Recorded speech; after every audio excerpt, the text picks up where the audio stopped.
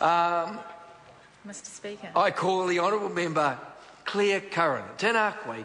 Tēnā koe, Mr Speaker. Thank you very much. I'd like to speak tonight in support of on the first reading of this bill, the Companies and Limited Partnerships Amendment Bill. And as you've heard, Labor is supporting this bill. And we're supporting this bill because we understand that New Zealand has an international reputation as a trusted place to do business. It's also got an international reputation as being one of the least corrupt countries in the world.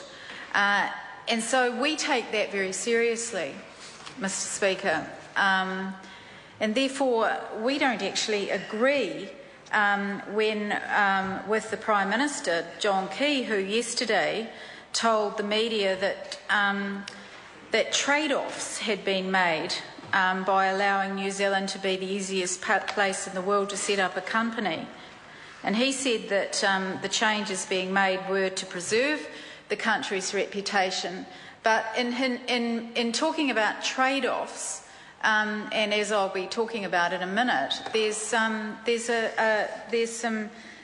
serious questions, I think, that have to be asked about just what the government's intent is around this legislation, and when it gets to select committee, whether or not there will be any attempt to reduce its impact and to water it down in any way.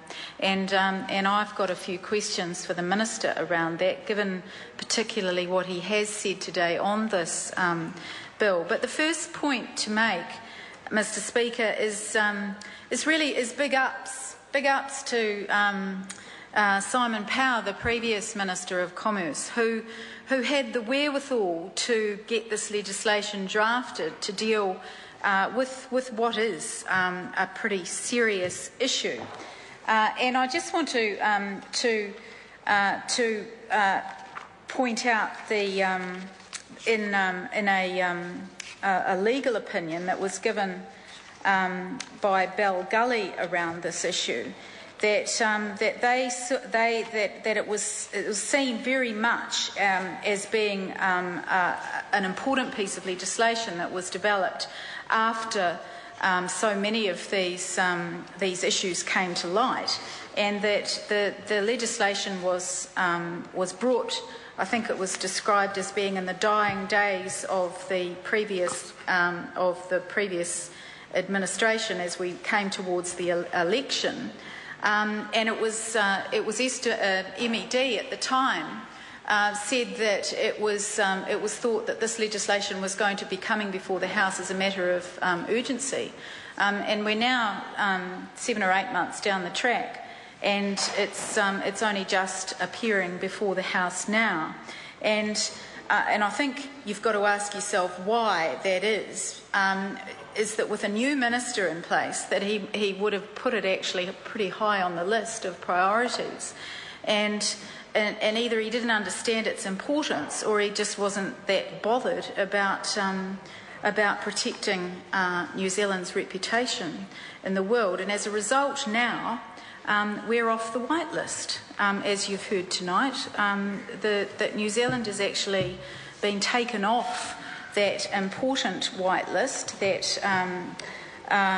the prestigious, it's been described as a prestigious European Union banking and corporate white list, and it was earlier this year it was removed along with Russia over our weak money laundering and terrorism financing controls, and being struck off that white list, as we've heard a bit of tonight, although I note that the Minister didn't actually mention this in his opening remarks to us tonight. It means that banks and institutions in the EU will not be entitled anymore to make simplified research for banks and financial institutions registered in New Zealand, and that those European institutions can no longer accept and acknowledge customer identification and analysis performed in New Zealand. And I think I do acknowledge that that one of my colleagues on the Commerce Committee who spoke tonight has actually mentioned a couple of these instances, but I thought I'd mention a couple more. because there have been quite a few of them, as we've heard. And despite the fact that there are some measures in place to ensure that there's more monitoring of this, they haven't necessarily gone away. And the fact, and at the root of this issue, which is what I hope will be discussed in full when it comes before the Commerce Select Committee, is that this is about our reputation. And you can't buy a reputation, Mr. Speaker. You can't manufacture a reputation. You earn it.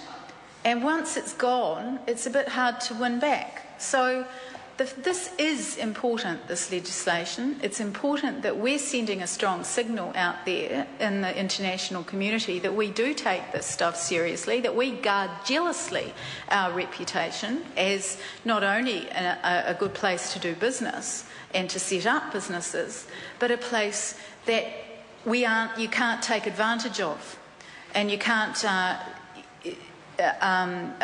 up companies that essentially are rorts and are into money laundering. So here we have just a few of them, which I thought it might be worth mentioning. The London-based NGO Global Witness uncovered the movement of billions of dollars in suspicious transactions at Asia Universal Bank in Kazakhstan by New Zealand, British and Bulgarian companies. This was reported in April 2010. That Hostas, I think it's called, was named in a 2010 report prepared for the Ukraine Ministry of Finance, where a Ukrainian company entered into government contracts with the Ukrainian Ministry of Health. It was a company that was registered in Auckland, and there was nobody in New Zealand who actually was attached to that company. Falcona Systems Limited allegedly used a gain of $150 million in kickbacks for the Ukrainian and Latvian officials. And investigators found that it was registered to another address in Albany, Auckland, and was struck off the company's register in October 2011.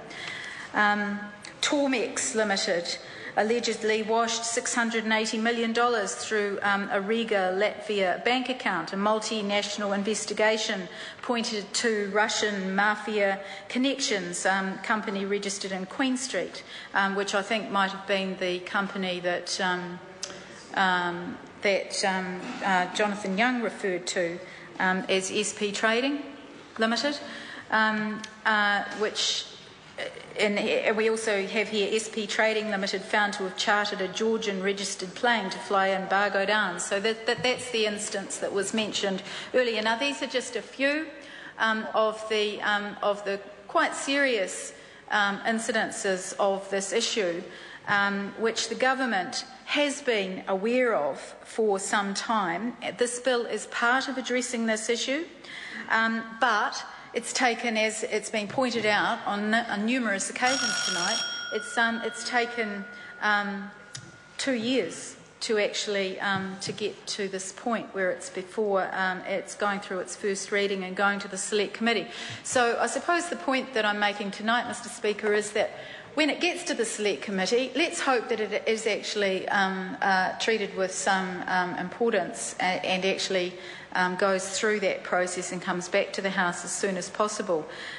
Tonight, till today, I've just read a piece that's come out on the media reporting remarks from the Minister around this, where he said that there might be some changes at the Select Committee. Well, that's fair enough. I mean, any bill needs a good bit of scrutiny and looking at how to improve it and how to make sure that it's actually going to be a good piece of law, because that's what we do on the Commerce Select Committee. But he said there's a fair bit of opinion about some of the broader details of the bill. He said there's been discussion around the criteria for directors. That's the big one.